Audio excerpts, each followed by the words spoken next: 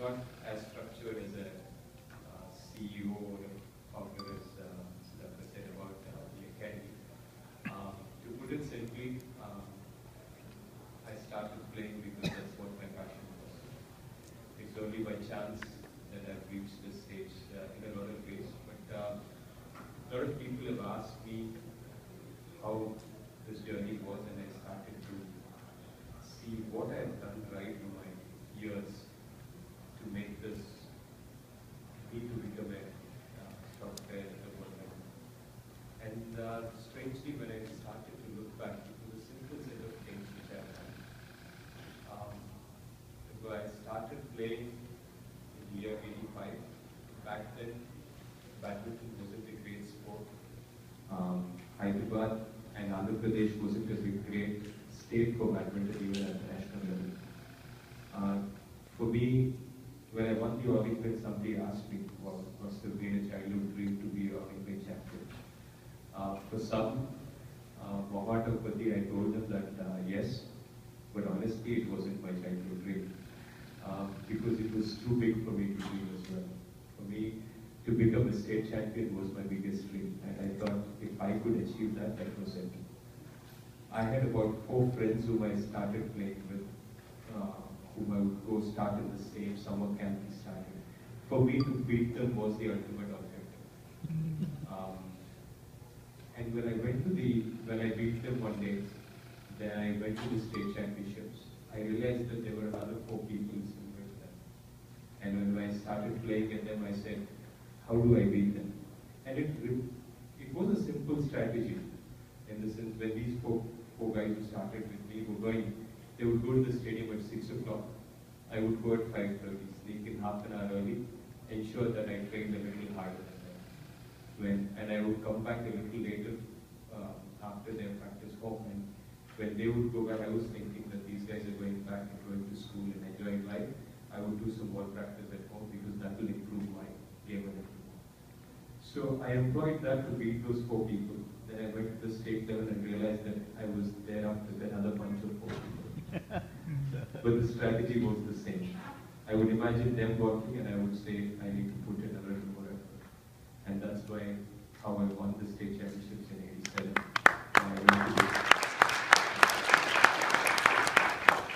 And then I went to the national level. I was 15th at the national level. Then I realized it was almost the same strategy again. I needed to work a little harder. Strangely, even at the international level, that is what worked.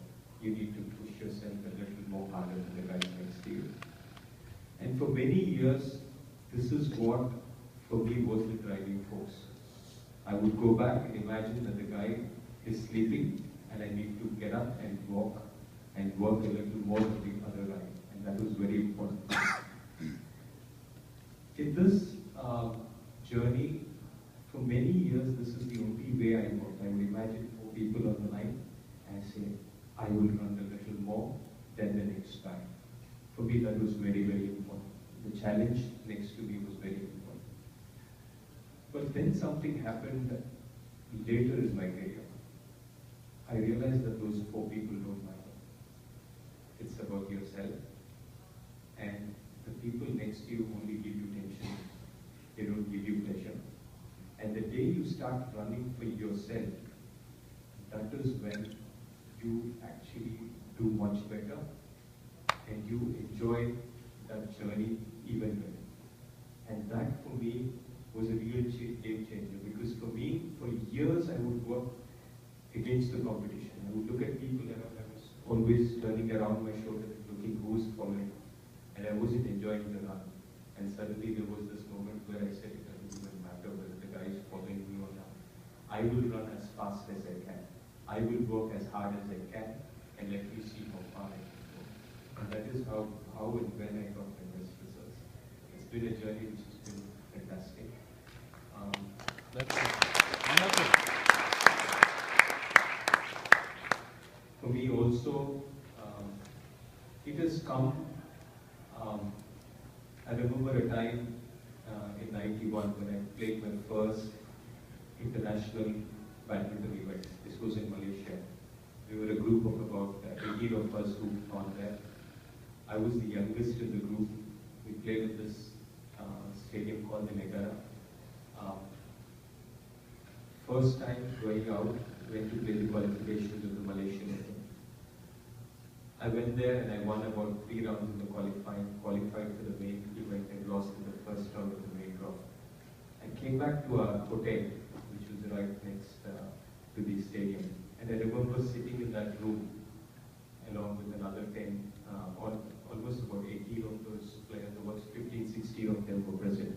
And a young kid with a lot of enthusiasm, I said, I am someday going to win against the Chinese.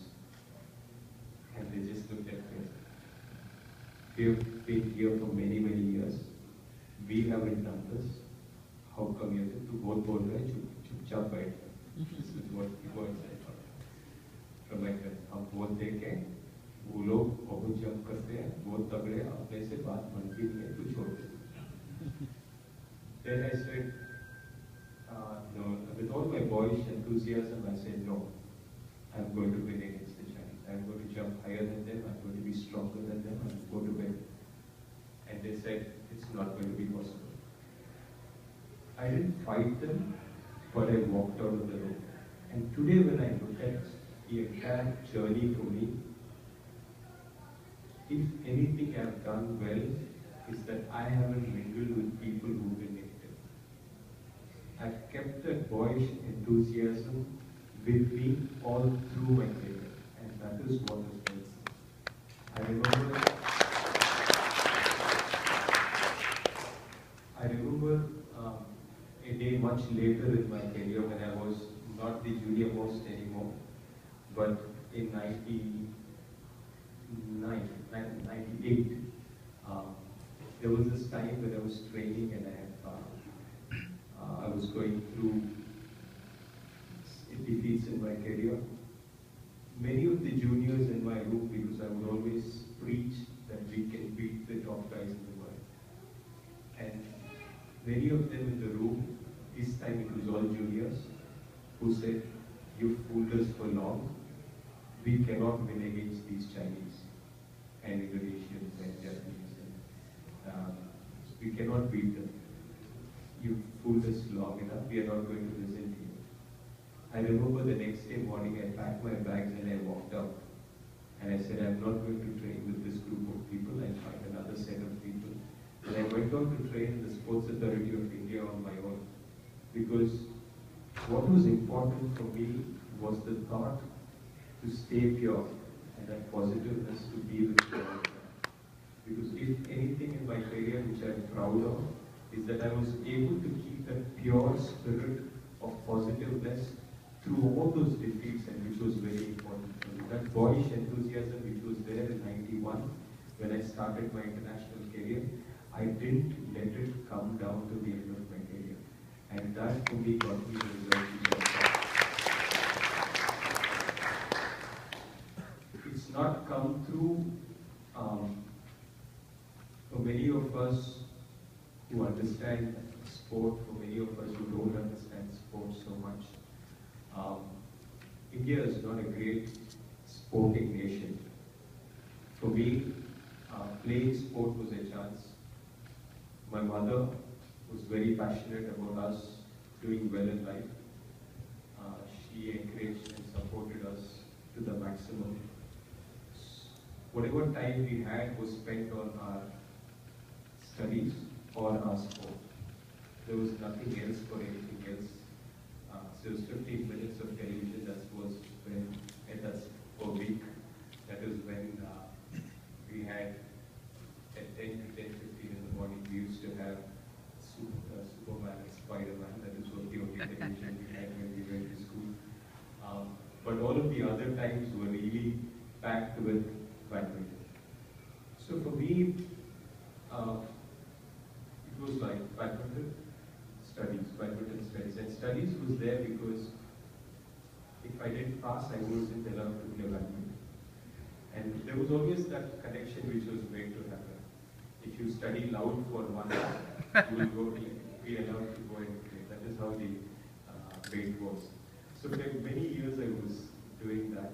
And like many of you here probably who have done engineering and come here, It was also not my goal, definitely, or my parents' goal, that I would go on to become an engineer. So luckily, I wrote my engineering exam, and maths, physics, and chemistry were my subjects. And out of 45 marks, luckily I got only 38. I didn't pass that exam. I still dread the day. Had I passed that exam, I would have been an engineer and I would have been kicked out of a badminton field. So destiny is important. I think we need to take our chances. We need to take those risks. We need to take those things all in our stride. But I think what is more important is to keep that spirit up. And also what I've realized is after the biggest of defeats, the best of victories come. It's not once that I've seen. I've had surgeries on my left knee in 94, 96 and 98. And luckily for me, after that, from 99 to 2001, I've had a career which was relatively injury-free, and that's when I got my best results. I thought the worst moment of my life was the loss at the Olympics in Sydney in 2000. But a few months later, when I wasn't expecting many things to happen, the All England came out as a pleasant surprise and a victory for me. So, for many of you who are in business, who are young, who are, I think, not from a bookish knowledge, but from personal experience, and I work for it, is that if you really want something badly, and if you give all your energies to it 100%, you will definitely do it. There is no way that it cannot happen.